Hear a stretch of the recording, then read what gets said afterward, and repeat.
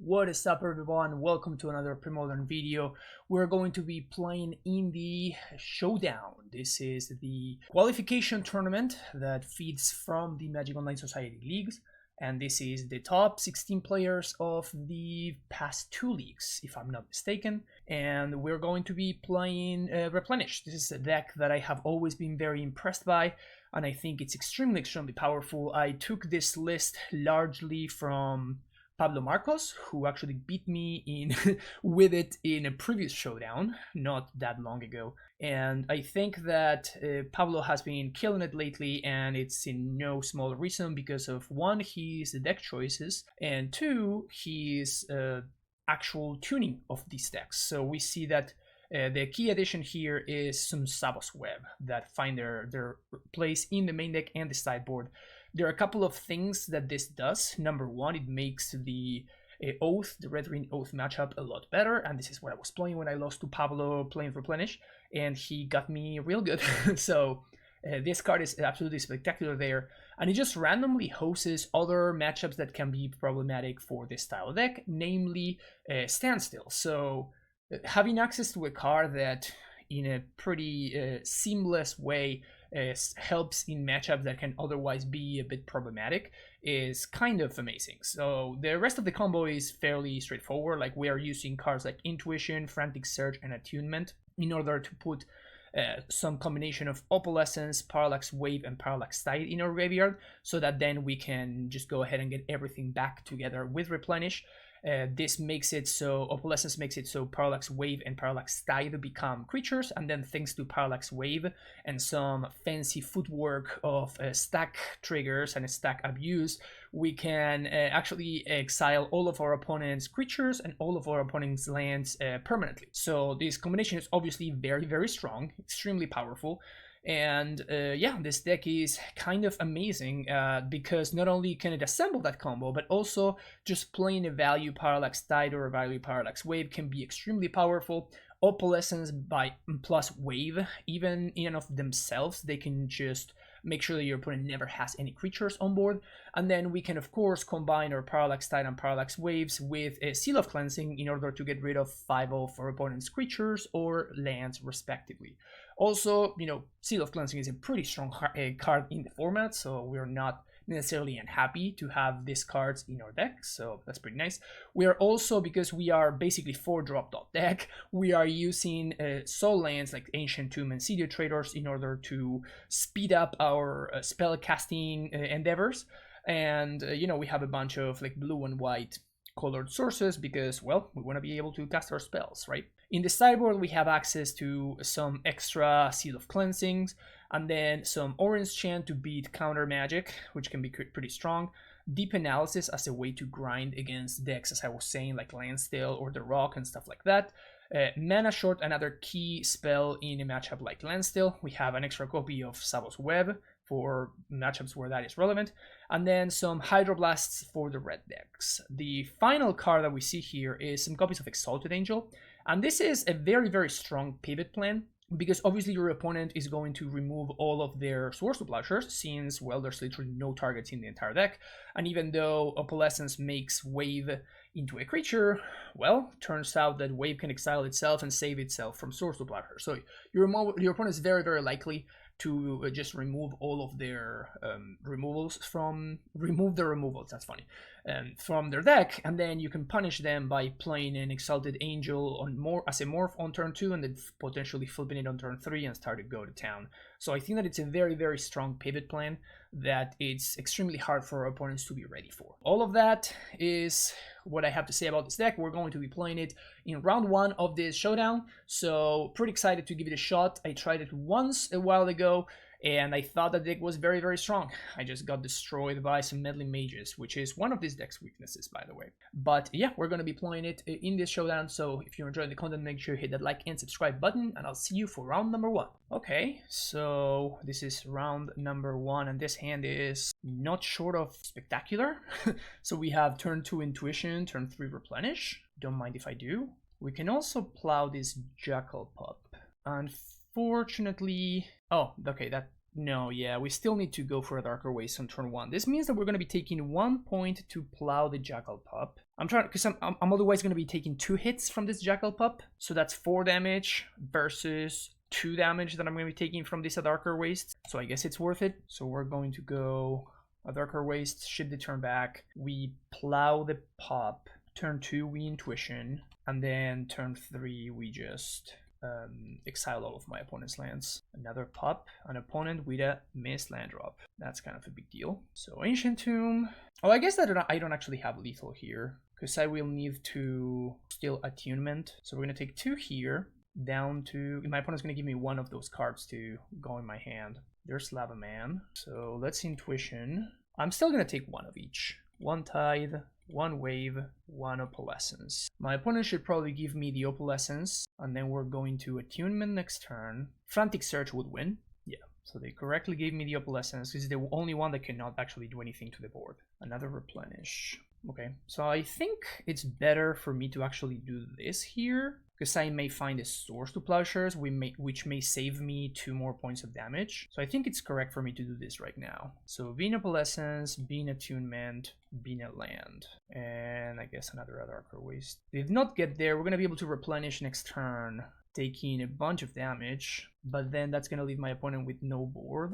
So if they have Fire Blast, I guess I lose, because I'm going to be taking 2 here down to 7, then 2 from the Lava Man down to 5, then 2 more from the Ancient Tomb. Yeah, I think I may be exactly 1 turn too short here. I can also just draw City of Traders, and effectively that gains me 2 life. Okay, this is very good for me. The fact that Grim Lava Master was the best thing they could do. Okay, this actually is very interesting. So what that does is allows me to plow my own dude. So I'm dead to... No, I'm actually... Yeah, just dead to Fire Blast. It's the only thing that kills me here. So there goes. Let's see if they have it.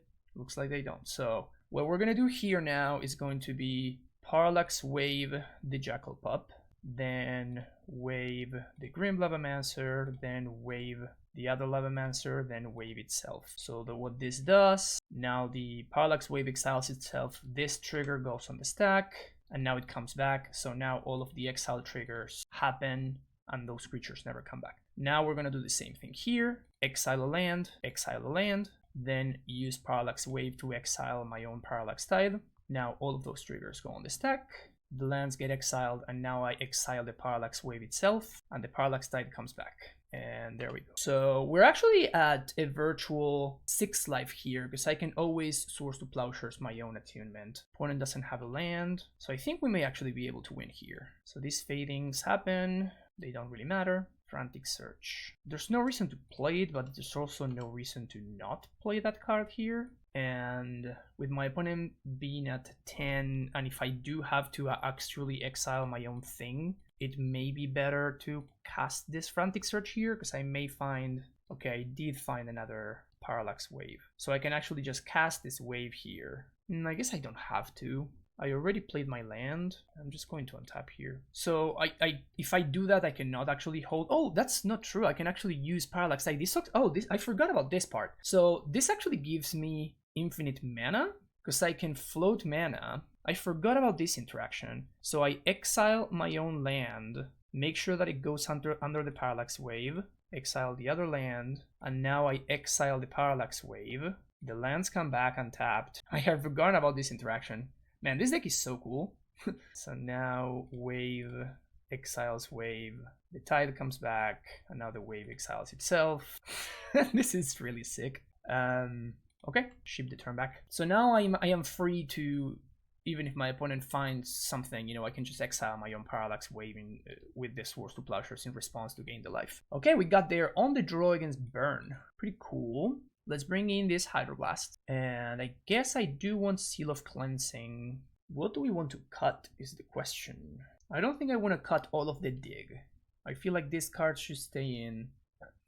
It's going to be a matter of whether I want to cut some of the combo pieces. I don't think I do. I guess it's just going to be Seal of Cleansing. Though Seal does get rid of some problematic cards, namely, I don't care about Curse Crow, but Sulfuric Vortex is kind of a big deal. To be fair, Hydroblast also deals with Sulfuric Vortex. I think I'll cut it Tithe, and this looks good. I don't think this is an Exalted Angel matchup. Okay, so this is a bunch of blue cards and no colored sources, so we're gonna mulligan this, even though it's a very tempting hand. This is better, I think. Would I rather get rid of the Seal of Cleansing or the Source of Bloodshed? I think I'd rather get rid of the second Source to Plowshares. Okay, that's a good draw. That's a painless source. I like that. No spells turn 1. Grim Lamamancer. I could try to save the Source to Plowshares for a Bolt Lining, but I don't think that's what's up here. I guess my opponent's leaving up their Pyroblast. So let's play out the Seal of Cleansing, send the turn back. We did find the Frantic Surge, which is kind of an incredible draw here. This Seal of Cleansing covers Sulfuric Vortex, but it opens me up for Bolt Lightning, which my opponent doesn't have. Send the turn back. Bolt on end step. I mean, being at 17 on turn 4 is kind of nice, not gonna lie. Mog Fantastic. My opponent definitely has a Pyroblast over there, so I think I'm gonna go for Frantic Surge. No, actually, I'm just gonna Intuition here. I think my opponent's gonna counter this, but that is fine. Yeah, there we go. We still have the Frantic Surge, and I'm gonna search now because we may be able to Parallax Tide my opponent's lands, which is pretty cool. Okay, so Bean Source to Plowshares, Bean Land. This should buy me a pretty healthy amount of time. Since I have Replenish, I'm just going to do some fading here. So we're gonna take one land and the other land, send the turn back. So this is effectively a 3 times Time Walk here, because my opponent can't really play lands because whatever they play is gonna get exiled. So this is gonna buy me a nice amount of time here. Bloodstained Mire. There goes the fading. Another Tide. I think I'm gonna let that go. Just gonna pass the turn. Playing a little bit of a slow game here.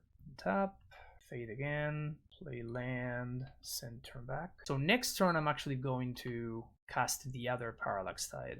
Opponent drawing fetch lands is not great for me there. So the last counter goes away. Man, good thing that I sided out a Parallax Tide. Alright, so there that one goes. Opponent fetches. Incinerate. So what I could do here is I could remove these 2 lands again. Opponent just Fire Blast. So now on the up, I guess it's gonna be on my upkeep. So the Parallax Tide is gonna go away and I'm just gonna exile the other 2 lands with this Seal of Cleansing. Smoke Fanatics didn't work. Kinda wish I had that Source to Plowshares after drawing the 3rd Parallax Tide. So, okay. That's weird. It should have allowed me to choose the order in which this happened, but it didn't. So now do that, and do this. Now opponent's got no lands. Just this Fanatic doing the work. I think I may need to do a lot of things in the same turn here. Okay. Can I find a way to answer this fantastic Mog? Hey, there you go. Blow up that. Go to 4 and send the turn back. Frantic Search. I think I'm gonna wait one more turn here. I can obviously get blown out by Tormod's Crypt, but another Mog. Okay, pass the turn back. Okay, one more look. This time I actually have to 1, 2, 3. I guess I'm gonna filter mana, so it's painless. Frantic Search. Ugh. Bean Tide. Bean Replenish. And make some more mana, I guess. Frantic Search again. Damn, son. This is not looking great. But we have 2 Replenishes, so this is fine. I mean, it's not super fine, but exile the land and send it back. So now we're dead to a Lightning Bolt or a Shock, which is not where we want to be. That Pyroblast on Intuition was kind of a very big deal, huh? So once again, does not allow me to stack my Tide triggers, which is a little bit awkward. There's a wave. Okay. Attempt to exile the Fanatic. I am dead to Shock. Pass the turn back. So if I naturally find an Opalescence here, I can bring my opponent down to 1. Huh, so now that there's a wave trigger, it actually does allow me to stack my triggers, funnily enough. That does not do anything. Well, this is awkward. Attunement. Yeah, let's do this now. There's the Intuition. Okay, so 1, 2, 3. And I guess we Intuition now for 2 Opalescence and the Source to Plowshare. Actually, Blue Elemental Blast. So my opponent does not know that I have another Replenish. Yeah, so they gave me the Blue Elemental Blast. So if my opponent finds the land here and they kill me, then I'm dead, but otherwise I got it. Alright, we got there. Play a land, 1, Replenish, combat, swing with everything. Opponent goes to 1, and I guess I'm still not out of the woods. My opponent could have 2 1-mana burn spells. Boom, baby! There you go. Got there on 2. That was pretty cool. Got there on turn 16, which is hilarious, but that was a fun match. Round 2 of this showdown. Okay, I guess this hand is kind of nice. So we can go turn 2, Frantic Surge, but it doesn't really do anything for me, so I'll just probably chill. No idea what line is playing in these playoffs. We'll find out soon enough. He has been enjoying the Storm deck, so maybe he's playing that. Basic Island. Portent. Maybe he's playing Stifle Knot. He was playing Stifle Knot in the latest video he uploaded, so maybe he's doing that. So if I play Skycloud Expanse, then my plans get busted. So I think I'm just gonna play a Darker Waste. This still allows me to like Frantic Surge, thanks to the Ancient Tomb, next turn if I want to. But I'm trying not to show him what I'm doing. Korean Dryad. So now we know what we're up against. Parallax Wave. Yeah, so let's go with Ancient Tomb. And let's leave a white floating there.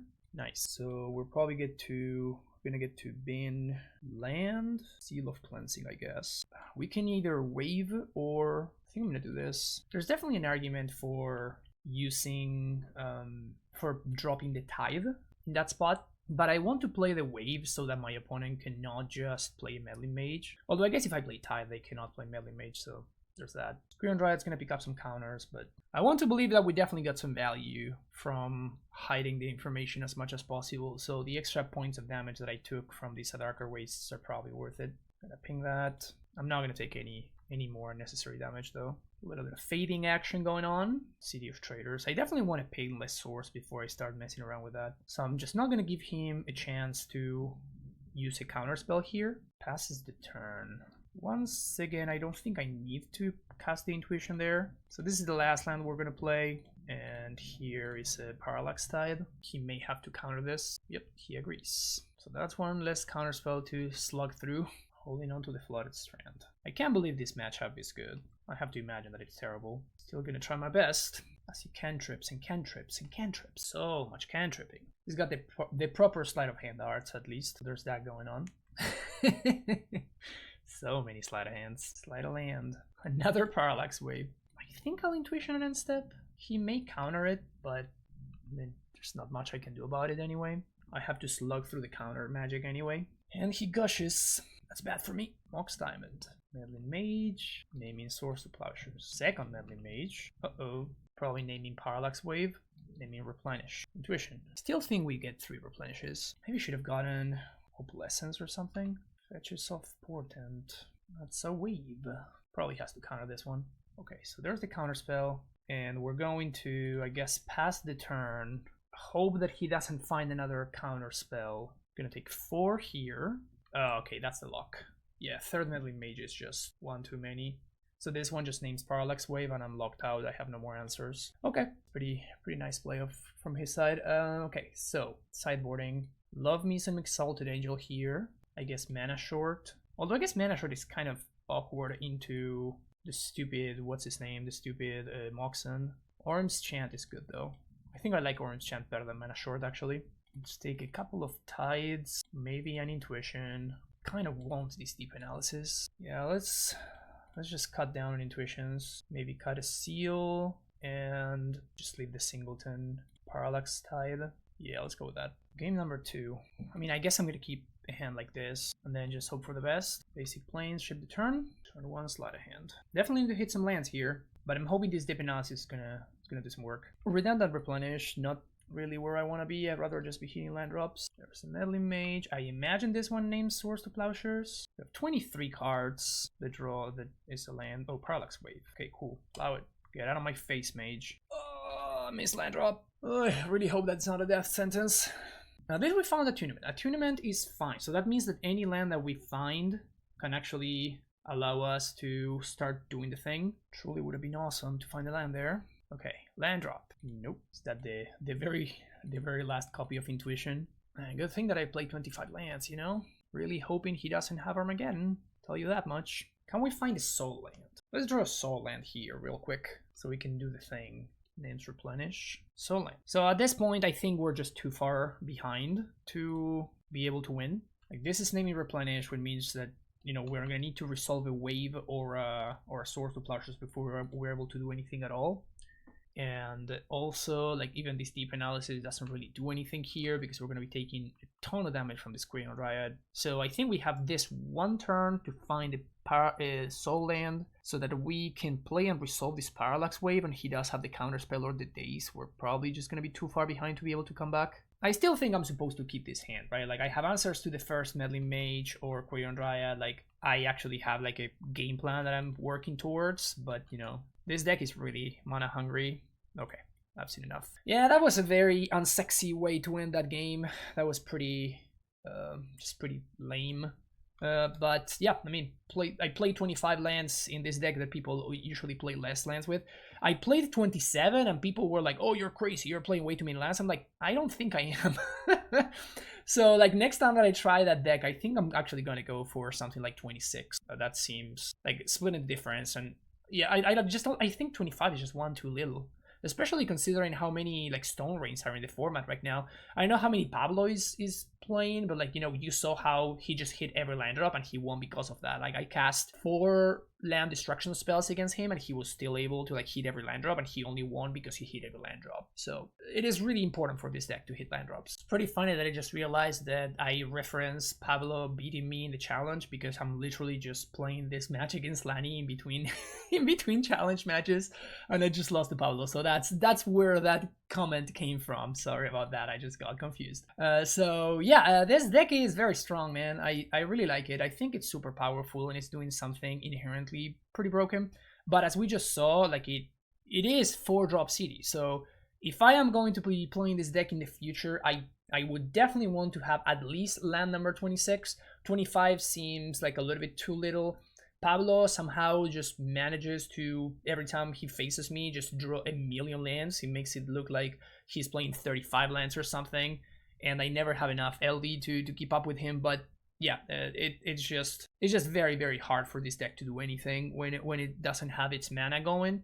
And personally, I think that cards like Attunement and Frantic Search, in fact, incentivize you to be playing more lands as opposed to less lands, because any lands that you just don't care for, you can just discard them to these cards. Not for value per se, but like at least it makes these cards better when they're not great, you know? When you're in a situation where you're not discarding your enchantments to set up a Replenish, being able to discard a land as opposed to a business spell can sometimes be helpful. So I don't know what I would be cutting for that land. Maybe an Intuition, maybe a Sabos Web, I'm honestly not sure. But regardless of what it is, I will certainly try to find a space for land number 26, because I just hate when a deck, especially a deck that's as powerful as this one, when a deck like this just doesn't function because it's just getting owned by its own mana base. I just hate that. It's my least favorite thing. So I always tend to err towards the side of playing too many lands as opposed to playing too little. And I still think that most people play way too little lands. Like people playing, when I'm playing 28 lands in the Ponza deck, like that's, I mean that, you know, playing 28 lands and then 4 Moxen, like that is what that kind of deck is looking for. And I think that this deck should be playing at least 26 lands. I know Lani plays 26 lands and he plays some Moxen on top of it, so Lani really means it. But yeah, this deck definitely needs that kind of stuff going on. Unfortunately, only 2 matches, but I don't know, could have been worse. The last couple of showdowns had not been great for me, showdowns and championships, that is. But yeah, that's gonna be it for this video. Thank you for watching. If you enjoyed it, make sure you hit the like and subscribe button. And yeah, let me know your thoughts and stuff like that in the comments. See you in the next one, folks. Long live Premodern, and take care. Bye-bye.